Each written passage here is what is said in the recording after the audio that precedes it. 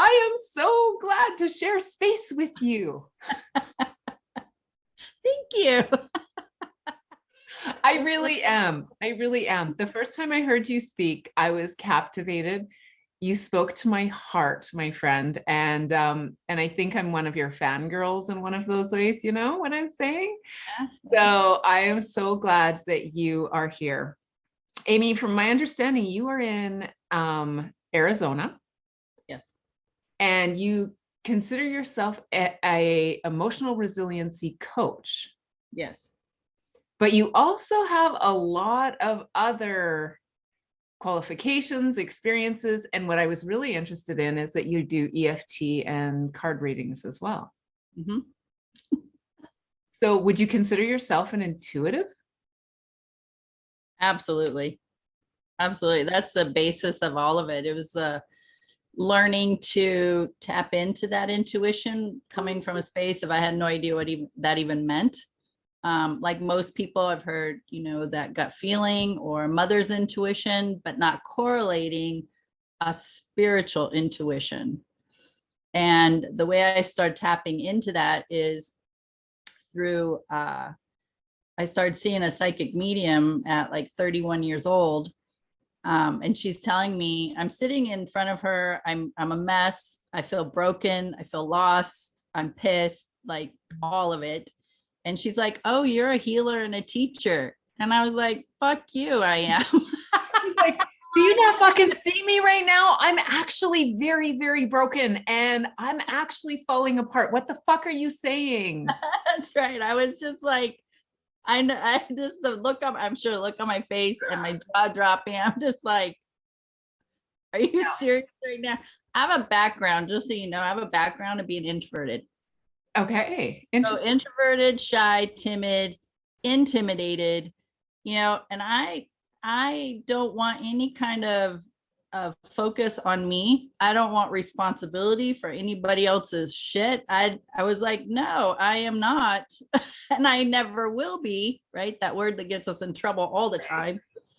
I will never be a teacher or step into any like a healer. Seriously, no. So you're talking to the wrong girl. So that sounds like that sounds like a what the F moment, right? It's kind of like, whoa, like I'm kind of, and you described yourself as broken, which is, oh yeah, that's a really, really gritty word to describe a place of being. I know that I have also had times in my life when I felt broken. And whenever I hear that someone else was in a place of feeling broken, I just think that is just so close to just saying, fuck it, I don't know what to do. I don't know where to go. Like mine was more of a fuck it, I don't want to be here. I thought about that since about 14 years old. I didn't want to be on the planet. And I thought almost every day on how to exit out. And I think that's actually, it's interesting because that's where I was going, because really I've been there too. I too have been to the point where I had a plan. And being in that broken space is really, really scary. So if you had a message for somebody who felt like that, what would you say to them? That when we reach that point, that's mine was based around shame, and shame is like the bottom of the barrel because that's when we lose all hope. It what saved me, and I know some people may struggle with this because they may not have somebody in their life to focus on, but what actually kept me going, even though I was contemplating suicide almost daily, in my head, I was figuring shit out. I was like, well, you know what? I could take pills, but probably, you know what would happen is I probably wouldn't take enough, I totally had that thought. I'm like, if I take all these pills and I don't have enough and then I cause brain damage, or like, and it's amazing where a mind can go, and we can laugh about it, but it's pretty serious shit. Like this is serious. And so what actually kept me going was I thought my grandparents pretty much raised me. My mom was doing the best she could in providing for us. So, and she too, you know, was seeking outside of herself for love and the relationships and work and all that. So my grandparents basically raised me, and I really had a close relationship to my grandmother. And that was the thought, was I could never do that to, even though I thought about it every day, I could never do that to my grandmother. So I found something greater than myself for a reason to be here. And then at 25, even, I mean, I contemplate this into my 30s. I'm 51 now, almost 52. But at 25 is when I gave birth to my son, and then he became the reason. Right. And in our journey together at a very young age, and through my healing process, I strongly feel and know in my heart that he was placed with me to save me. He was an angel. He absolutely was. And the biggest piece of that really made that a realization for me was, you know, he was born when I was 25. At 28 was when what I call my conscious spiritual journey. Somebody recommended or gave me the book by Sylvia Brown, which opened me up to the world of what we call metaphysical or spiritual, past lives, being a spirit in body, you know, just all this terminology I had no concept of, but it resonated with me at such a deep core, and I was fascinated. And so then I couldn't read enough of these books. Well, as I'm reading and my son's getting older, at like 6 years old, we find out he can see auras and he can see spirit. I'm just learning about this. He's 6, and it fueled my fire to learn as much as I could, as fast as I could, so I could explain to him what was going on. And through that is where it really enhanced my spiritual connection and returning back to myself in my self-love. Oh, And that's why I say he saved me. amazing. And in that time, so from after he was born, a couple of years after he was born, like I started drinking, because what I found out was when I was intoxicated, I had a really good time, but when I was sober, I was very angry. And my head was spinning with the shame and the guilt and the depression and all the stories. And I, you know, it's that it's just spirit in me was so strong. And even though I wanted to give up, that it was, I knew my body couldn't sustain that type of abuse. So interesting enough, in the story, you know, now I look back and I'm like, I was abandoned by my biological father. So I've never met him. He left when my mom got pregnant. And then my mom married a guy who was emotionally and mentally abusive. And then I had a second stepdad who was mentally and emotionally abusive. Like neither one of them were physical, but I mean, still same damage. And or sometimes it can be argued worse, actually. Oh yeah, Right? absolutely. Yeah. So when I looked back on my life, I was like, I was doing to myself that which I didn't want. I abandoned myself and I was abusing myself. But I was doing what I knew how to do to survive. Well, and I think it's really important that people recognize that exact thing, because what happens is we can beat the shit out of ourselves and be like, oh my God, these are all the things that I'm doing to abuse myself, to abandon myself, to hate on myself. And instead of giving space and grace to that and saying, and this is what I can do differently right now in baby steps, 1% changes to show up for myself, right? And it's so easy to get into that cycle of beating the shit out of yourself. Yeah.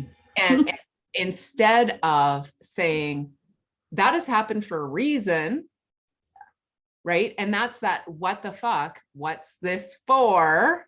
Right. That has happened for a reason.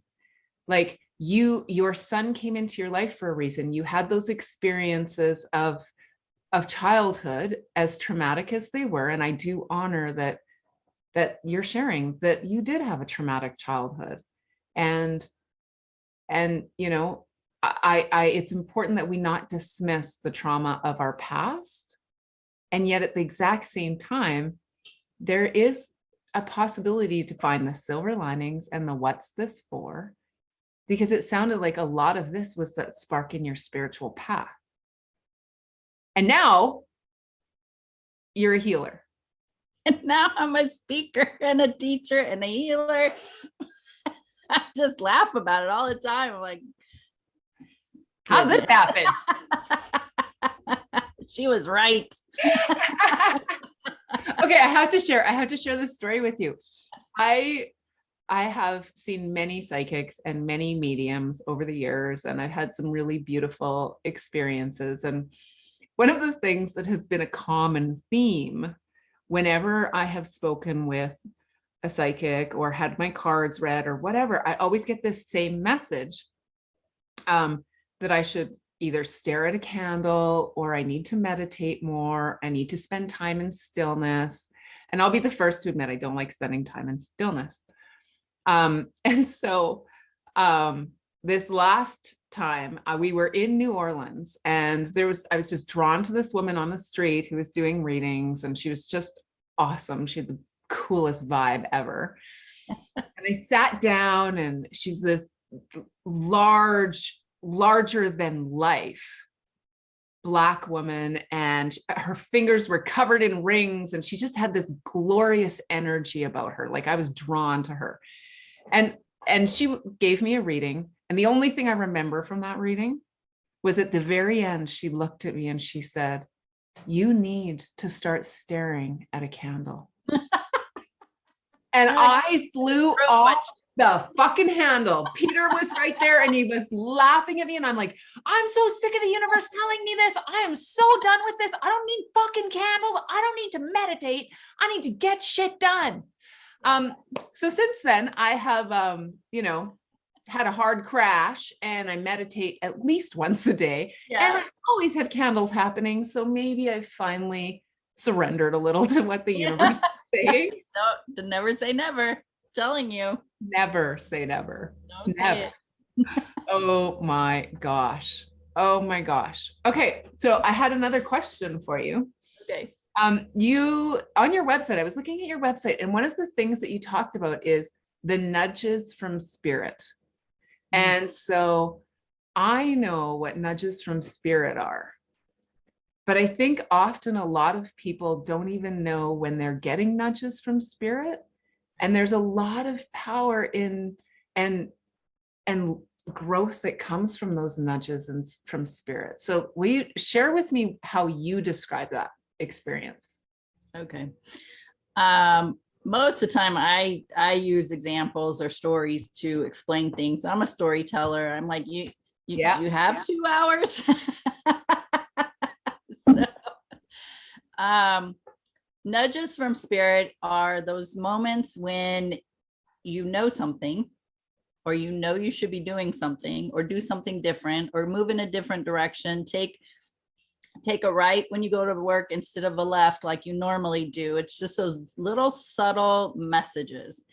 And you get that, like, for example, traffic. So typically when you go to work, you turn left at a certain intersection.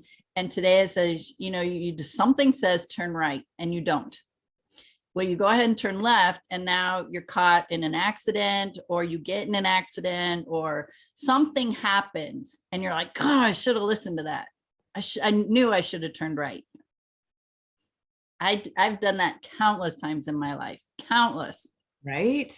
That's those nudges, those spiritual nudges, that it's a knowingness that we don't. For the most part, people don't know how to explain that they know these things.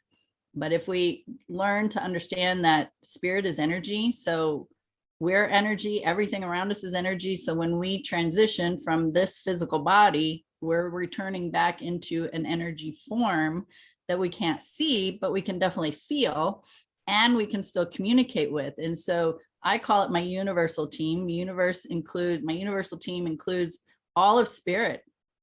God, angels, ascended masters, spirit guides, archangels, ancestors, deceased loved ones, like all of the whole meal, right? It's the And party world, man. It oh is the man, party world. I call yeah, it the big disco ball in the sky. there you go.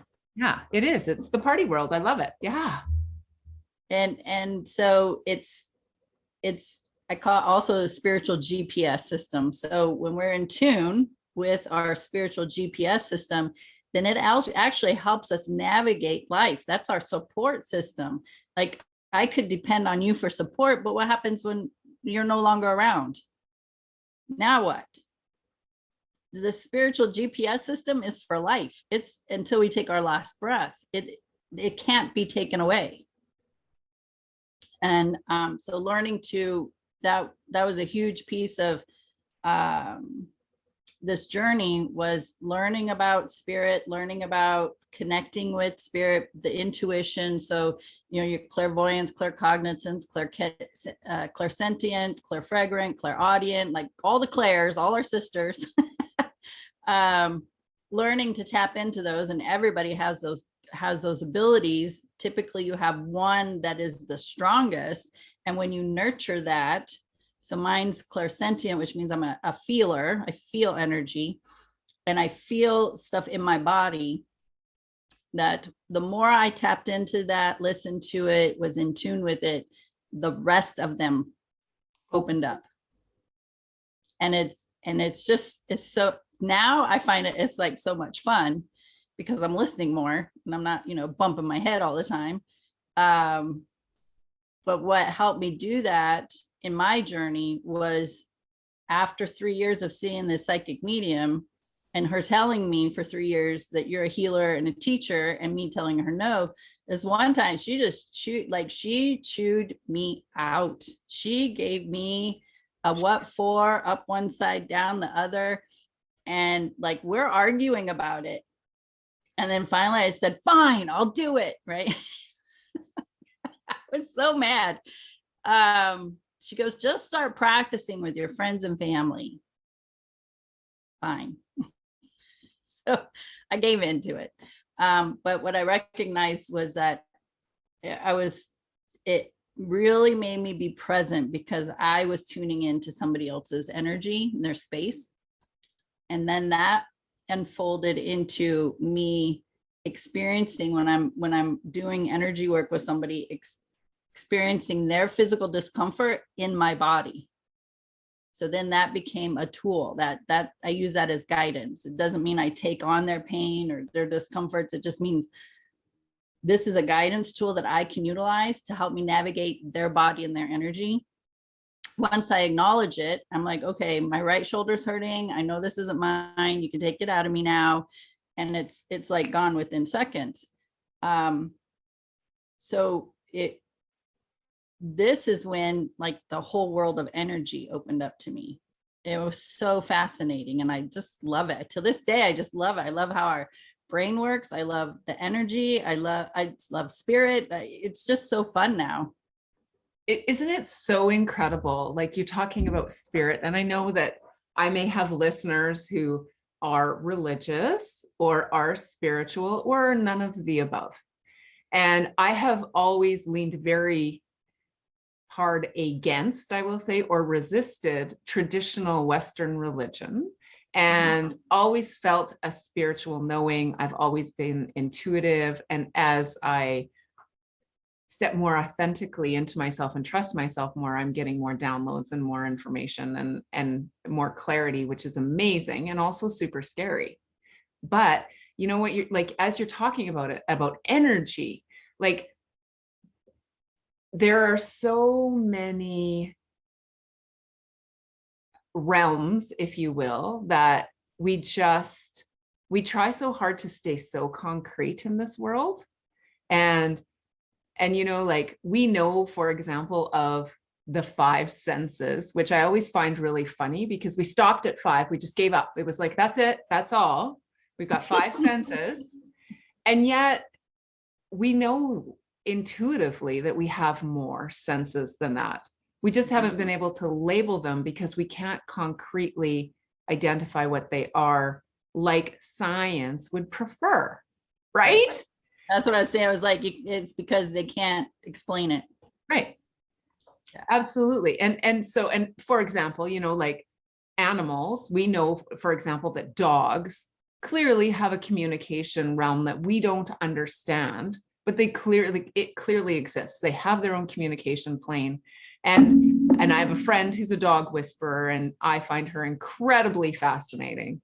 And, you know, and I just think to myself, energy can't be created or destroyed. We are all energy. Everything is energy. We come from energy. We return to energy when we die. And I just describe that as just love and light. At the end of the day, we're just love and light. And I kind of like to think of the world as a giant experimental playground, if you will. I call it the ghetto of the universe. Like the aliens are like, just keep going, don't stop there. Right. That we draw, and my thing is they dropped us into the playground and said, okay, you know what, we're going to mix this shit up and see what you're going to do when you create messes for yourself. Yeah. Right. And I really believe that at the end of the day that and I hate to sound cliche, but world peace, if you will, really comes through connection. I do believe that it comes through connection. So, yeah. Well, I heard Wayne Dyer, this was where it made a lot of sense to me about being a spirit and body. And then when we get done with the body, then we transition back to spirit. He's like, if you take an orange and cut it and have a slice of orange, it's still a slice of orange. So it's still the same as what its source was as the whole. So it really got me to think, and it was like, yeah. And so he goes on to explain that we come from source. We're energy, we come from source. And if source is love, then our spirits coming into a physical body, we are still a source of love. And so that love already resides within us. So when I know in my life, I was seeking outside of myself for everybody to love me. So I felt loved and accepted instead of knowing that love was already a part of me. I needed to tap into it for myself. So and it doesn't honoring that space of then being able to love yourself, right? Yeah. And so my spirit is already love, and so I'm already loved. And when it comes to I interchange God, the divine source, universe, and you know what? You can just use the word love, so that totally, because it's all the same energy, and that's, to me, spirit is love. And then people, I know people ask, well, what about those mean or dark energies? Well, there are mean and dark people. They're just disconnected from their source of love that's already in them as well. So Wayne Dyer explained, he's like, the ego, the acronym for ego is edging God out or edging goodness out. It's just when we get more into our ego, we're getting a more distant disconnection from our source of love. So when we start to close that gap, then that's when we start to cultivate the love that we have for ourselves or our spirit. And I think that for people, for example, who are uncomfortable with the concept of God, to just lean into the idea of love. Is such a powerful thing. And, as you were saying, evil spirits or evil energies or negative spirits or negative energies, I do believe that exists, but I do think that we are all born of love and then return to love. And even for myself, part of my healing process and part of my forgiveness path in forgiving my father for sexual trauma that I experienced as a child has been about reminding myself that he was born of love and he chose the experiences in the life that he had, and that these were the lessons and this was the path that was his. And it was hard and it was gritty. And oh my God, I would not want to walk in his shoes for any part of his life, including in utero. and including his death. And as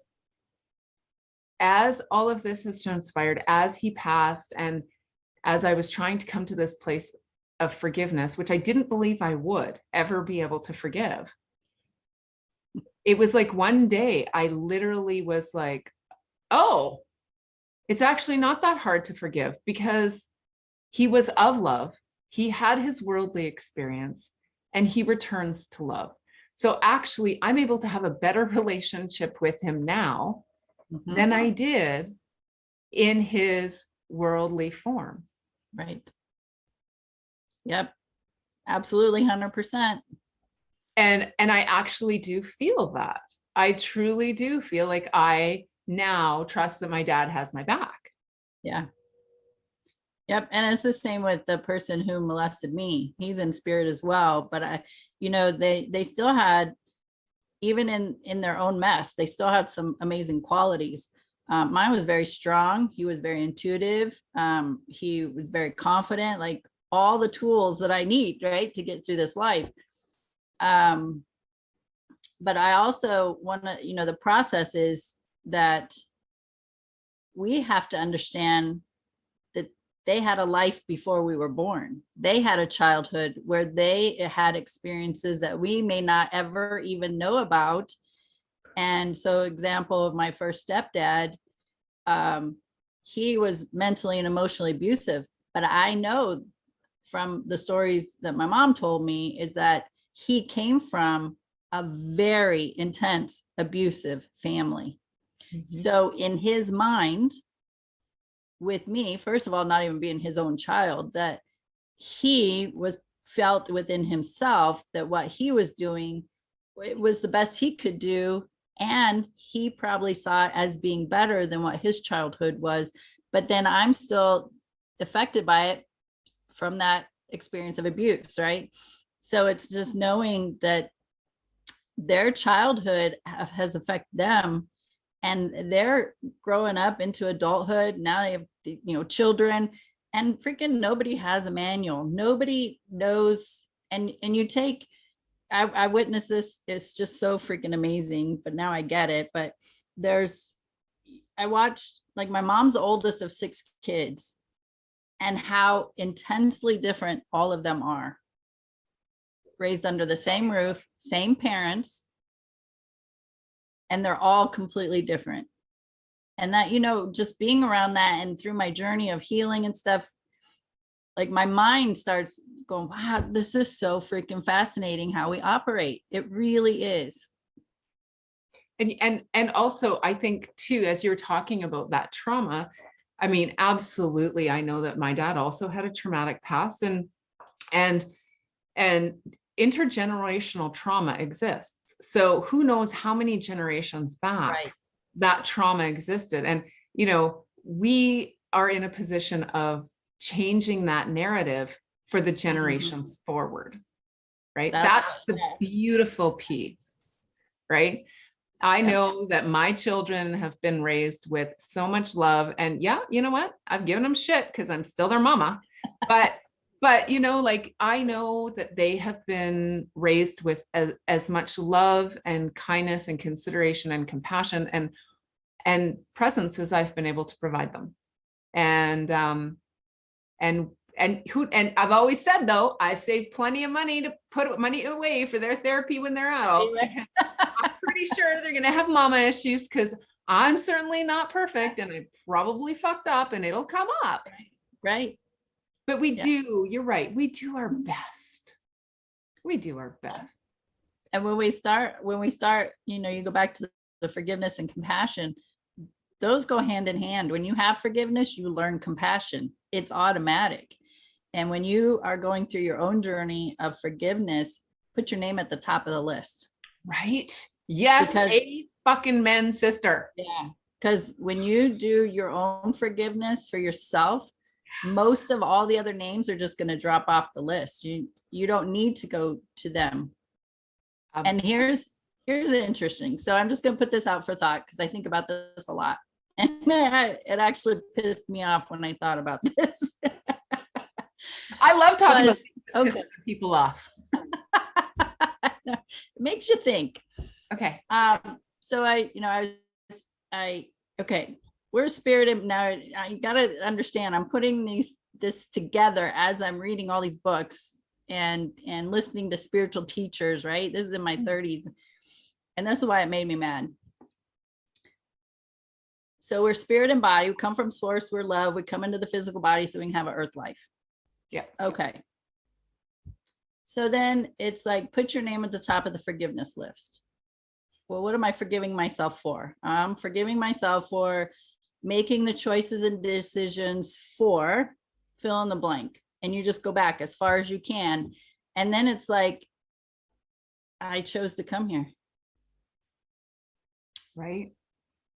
I chose my parents to put me in this predicament that's going to help me grow and expand spiritually.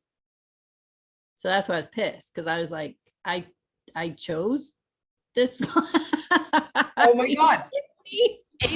Amie, the night, so my husband died in the morning, he drowned, and we were on a vacation in Mexico. And that night I was sitting on the beach bawling, losing my fucking mind. I knew I had to tell my 4-year-old, who I hadn't seen since it happened.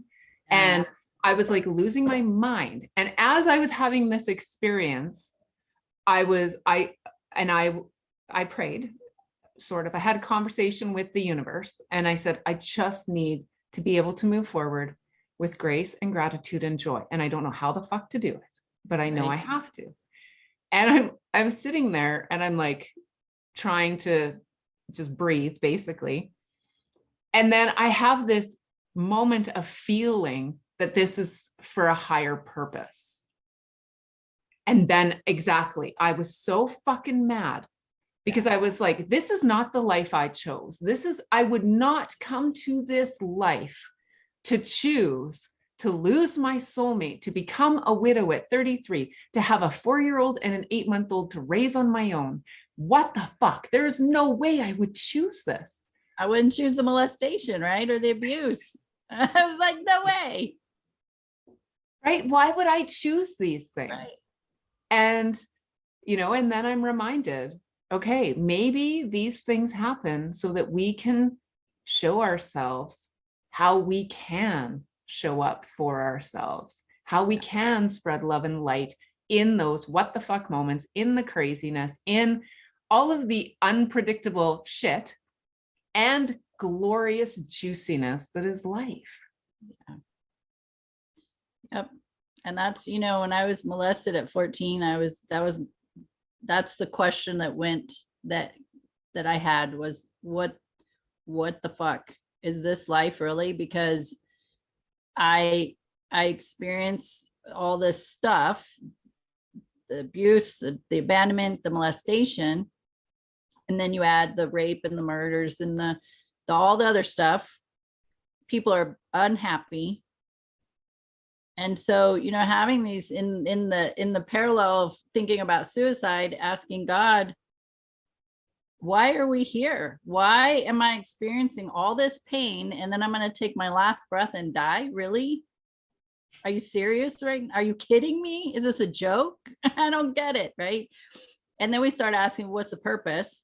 That's usually a number one question anybody has when they get a reading by a medium or psychic is, what is my purpose? And that was it. It was like, why am I in this physical body? Why am I on this planet? What it comes down to me, and this is, I learned this from Sylvia Brown's book, was that we come for life lessons. And this is like getting a doctorate, a PhD. When you come to Earth, you're getting fucking schooled. Yeah, Earth school. Yeah, it is the hardest school. It's the hardest planet. It's the hardest life to have. And I know that it came down to my life lesson, top number one lesson. What I'm graduating with is self-love, because I was taught to seek love outside of myself. And so I had lots of boyfriends, and when they got what they needed and they no longer talk to you, teenage, adolescence and all that, then what do we do? What did I do wrong? How come he doesn't like me anymore? I start blaming myself, and then back into the depression and back into the suicidal thoughts. And it's recognizing that I have to have the love for myself, because anything outside of me can be taken away at any second.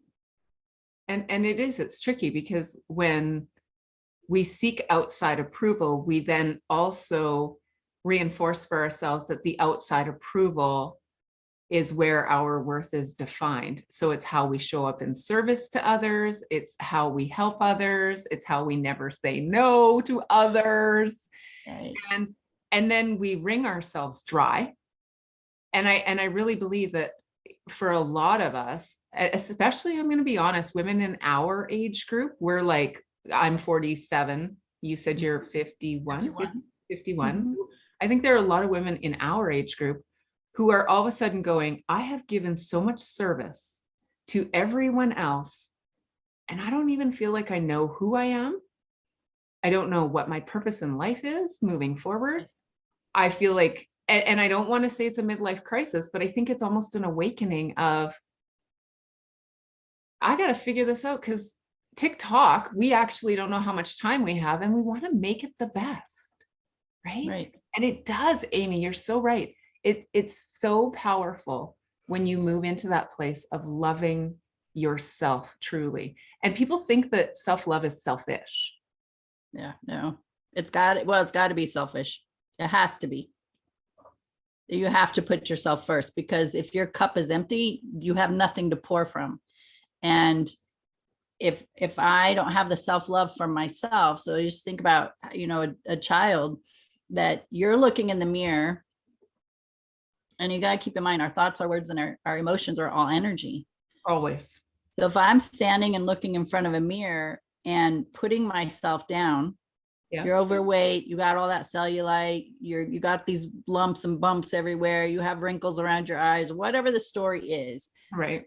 And your daughter or your child is standing there, even though you're not saying this out loud, you're expressing all this negative energy to yourself.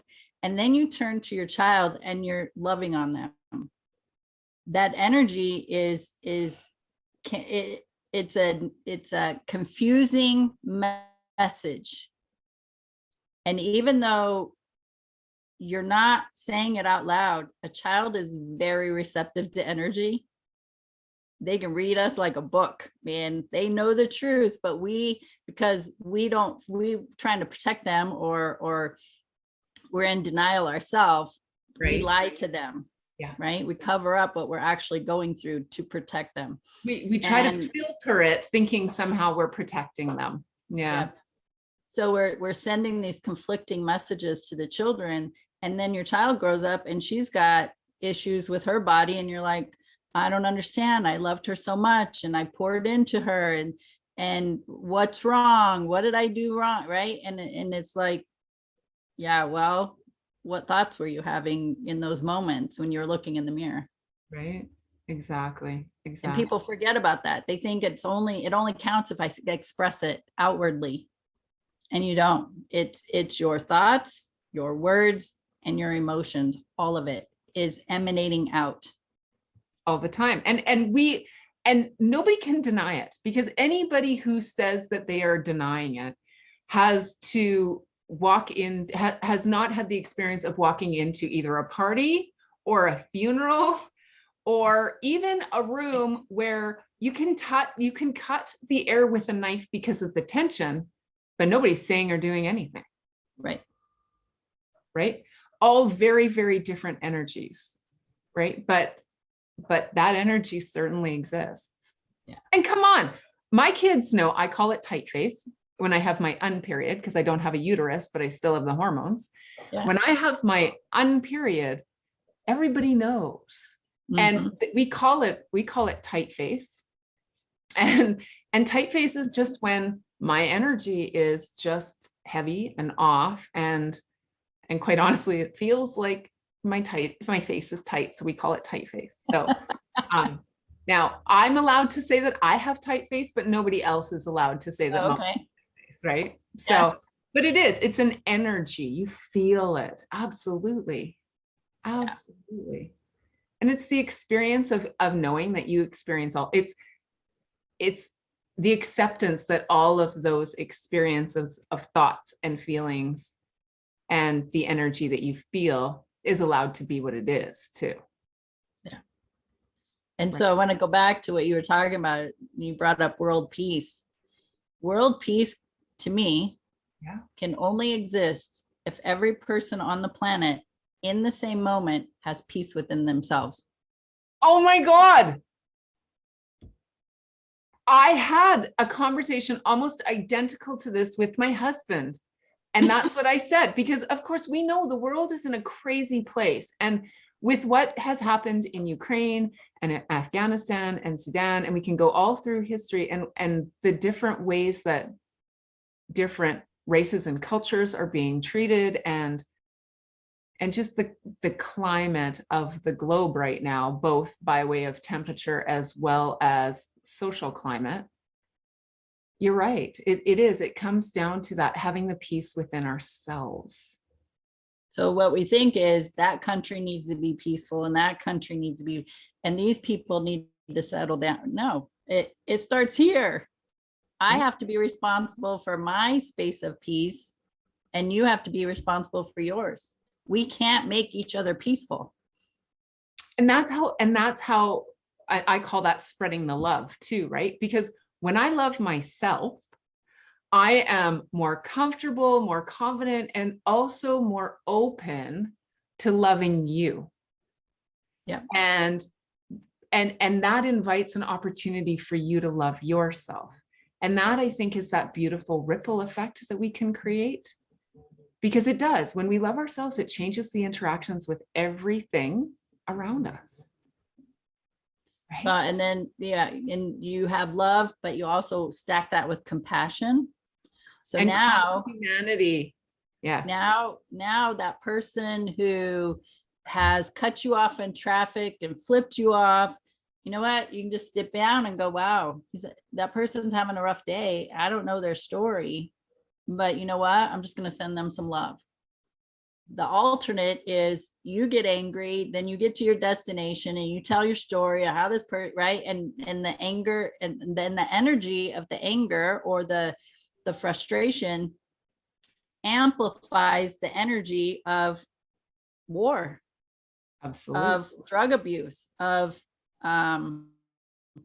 sexual abuse, of it's the energy. And this is why it's so fascinating to me that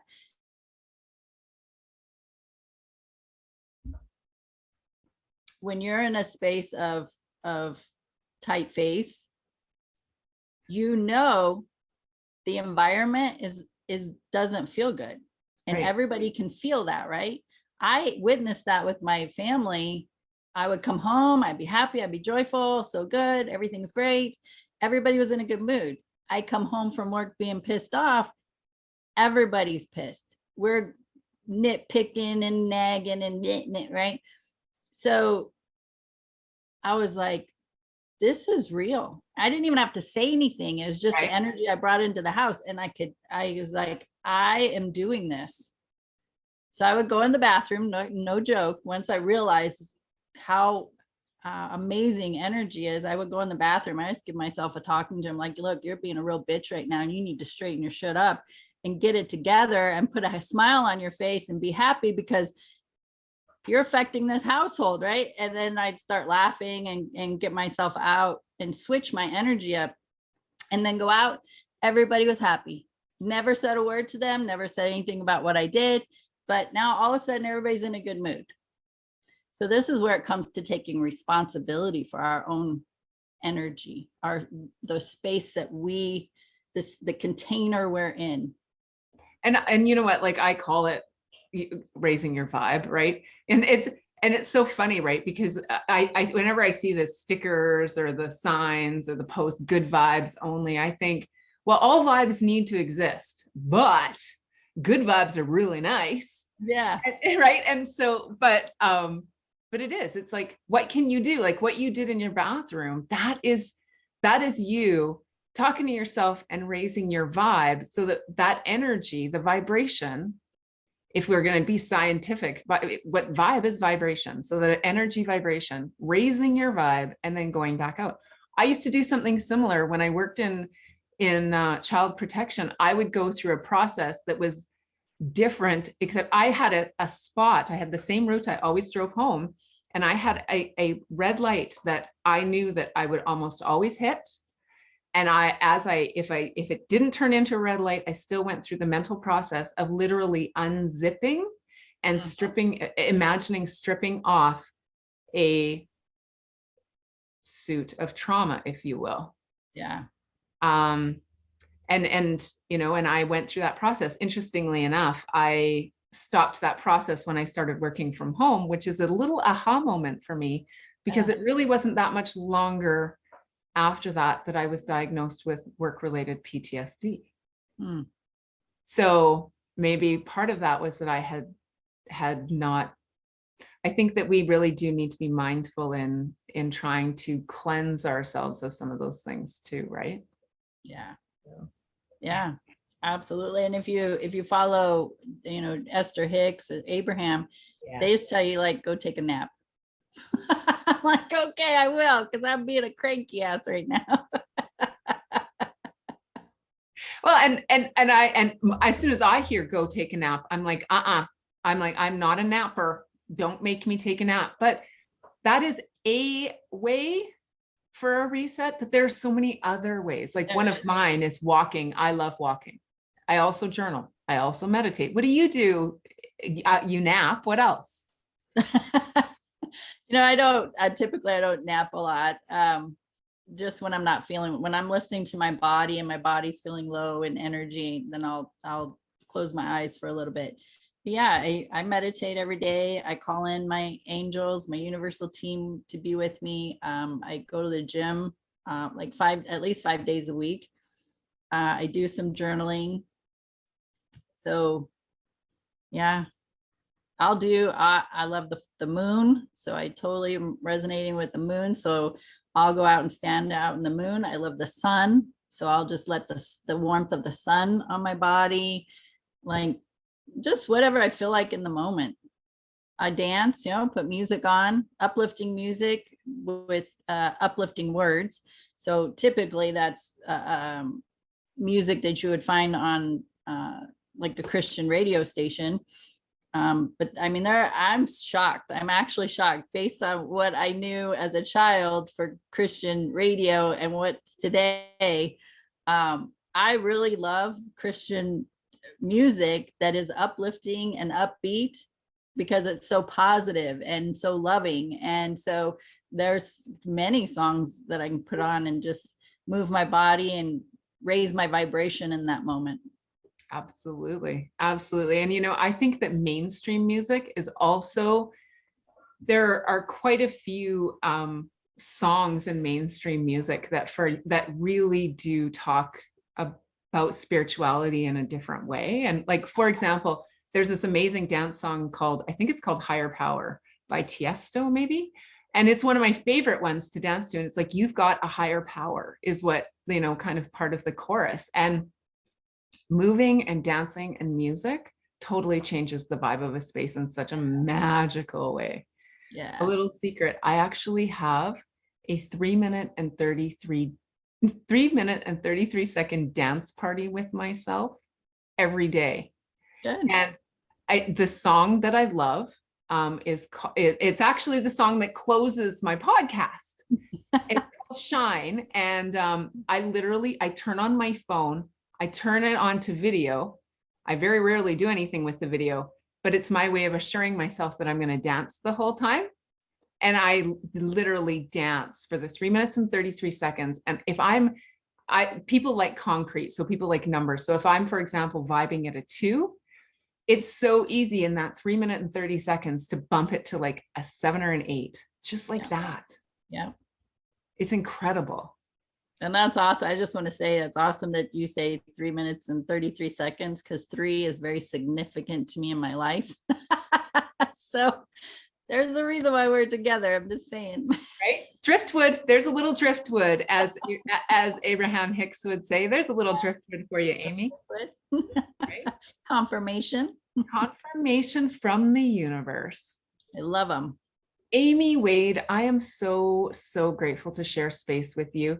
Do you have any closing messages you would like to send to our audience if they are feeling stuck, or if they are wondering what a next step to do in their lives might be? What tip would you give people? You know, it's all mindset. Doesn't matter who you talk to in business or in spirituality, it starts with the mindset. So you have to shift. And I'm not a person who very often will tell you, you have to do anything or you must do something. But I'm telling you, you have to tell yourself different stories than what you're telling yourself if you're in those low vibrational emotions. Telling yourself stories of defeat, of being wrong, of being unloved and unaccepted, that it's not a true story. It's a story. It's a story that you developed at a very young age. And the truth is that you're very powerful. You're very determined, and you have persistence and strength and courage and bravery to be here still on this planet. So really start with the mindset and start shifting your stories, and tell yourself how amazing and incredible you really are. Because we all are amazing and incredible. Absolutely. That is so beautiful. Thank you so, so much, Amie. Thank you so much for being here. If people want to find you, where do they find you? AmieWade.com is my website. I'm on Facebook. So Amie Wade Emotional Resiliency Coach. And on Instagram, it's Amie Wade Coach. I love it. Amazing. Amazing. Amie, thank you so much for this really beautiful conversation. Oh, seriously, listeners, I know that you have enjoyed this conversation, because I know I have. Amie is an amazing soul, and I am so grateful to be able to share her with you. If you want to reach out to her, it's again, amiewade.com. If you have any thoughts, comments, questions, or anything else about the podcast that you would like to let me know, please feel free to reach me on my website. And again, I know you can listen to anything, anytime, anywhere, because that's where we live right now, and that's the way of the world. So thank you for listening to this. I wish you well, and I love you. Mwah. Thank you. Oh my God, you're awesome, Amie. I knew when I saw you too, I was just like, this lady, her and I need to connect. And then you reached out. I was like, yeah. Oh my God, seriously. It's so funny, right? Like, it's funny how you can see someone, you can hear someone, and instantly you can be like, I need to be friends with this person. There's something about this person that is just like awesome. Yeah. So you're that person. You are that person, Amie Wade. Where do you live? I live in Lethbridge, Alberta, Canada. Oh, Canada. Yeah, cool. So I'm 45 minutes north of the Montana border is where I am. Yeah. So, yeah. And where are you in Arizona? I'm in Kingman, Arizona. So it's between Phoenix, Arizona, and Las Vegas, Nevada. So if you go from Phoenix to Vegas or either direction, you go through Kingman. Awesome. Awesome. And how big is Kingman then? I think the statistics show we're about 60,000 people. Oh, so it's a fairly small town. Well, that would be within the city limits. I live in Mahoning County, which is one of the largest counties in the nation. Oh, it's very huge. So my address is Kingman, Arizona, but I actually live just outside of the city limits. Okay. And there's a lot of residents outside that city limit. And so we're not counted in city, right? So that affects having, like bigger corporations coming in with their businesses. I was just going to say, they take the city population of the area. The catchment, right. Yeah, it's wild. So what would you say with the catchment? Is it like twice as large or as large or Oh, I can't even tell you. It's big. it's big? It's big. Wow. Yeah. Wow. So I Wow. would say we were probably more close to, probably closer to 80,000 at least minimum in our area. Oh, wow. So it is quite a bit larger. That's Yeah. cool. That is so cool. So, okay. So now I also want to know, how can I support you? Tell me how I can support love. I honestly, I'm like getting started. I just, Kimberly's Voices of Women was the first summit I on, and then I spoke on the Positive Shift Summit yesterday. I absolutely loved it. I love doing the summits. I just really enjoy it. So I've been trickling in coaching since I started doing the energy work, and that was my early 30s.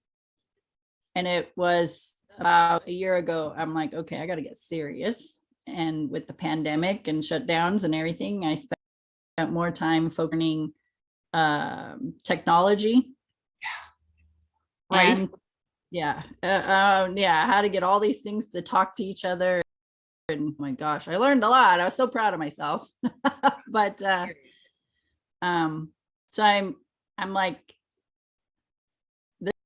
this is the way I am strapped into a roller coaster car, and it's about ready to take off. Like I'm on this incline and just about ready to peak and start the ride. And that's where I'm at. So I'm not sure how to answer your question at the moment. Well, I have a couple questions. How do you know that you are ready to peak? And what do you know what's I know I have known for a while, from years, that I had a book in me. Like that's, what most people, I opened up that door last May. I, like most people, got about it done. And then my husband, some life things happened. From that point, a friend, student sent me information which connected me to Kimberly Crow. I actually signed up for the event back in November, not having a clue, never done one, didn't know what to expect. I'm just jumping in.